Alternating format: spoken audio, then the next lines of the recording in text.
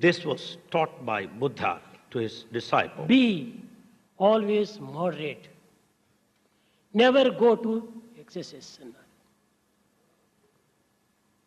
Buddha said, be always moderate, never go excess.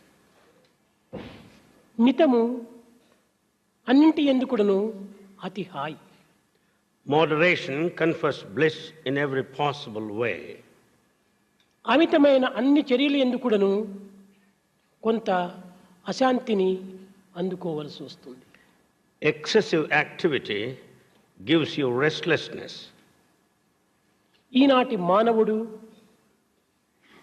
తీసుకునే ఆహారములు యందు మితమైనటువంటిదే లేదు.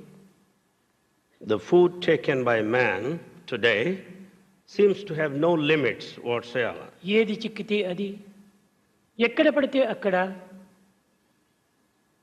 తాను భుజించటం చేత ఆరోగ్యమును కోల్పోతున్నాడు మానవుడు.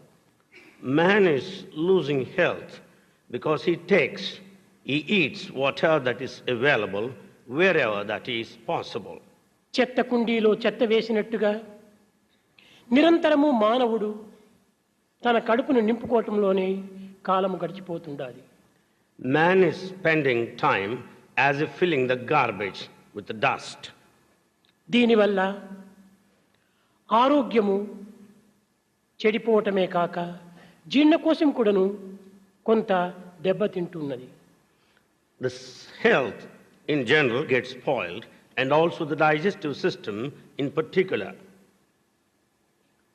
ఆరోగ్యమునకు ఆహారము అత్యవసరము. For health, food is essential.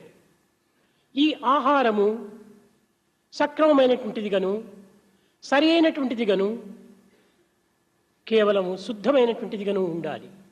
This food should be appropriate, pure. ఇంతియే కాక మానవుడు తాను భుజించే ఆహారమునందు అనేక విధములైనటువంటి క్రొవ్వు పదార్థాన్ని కూడాను తీసుకోగలుగుతున్నాడు.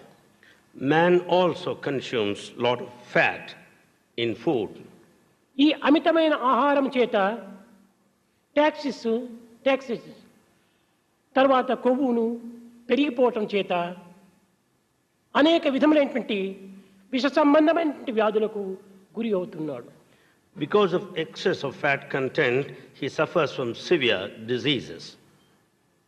ఈ ట్యాక్సిస్ ఈ మనసులో కొంతవరకు ఉండటం చేతనే మానవత్వమును కొంతవరకు దిగజారిపోతుంది.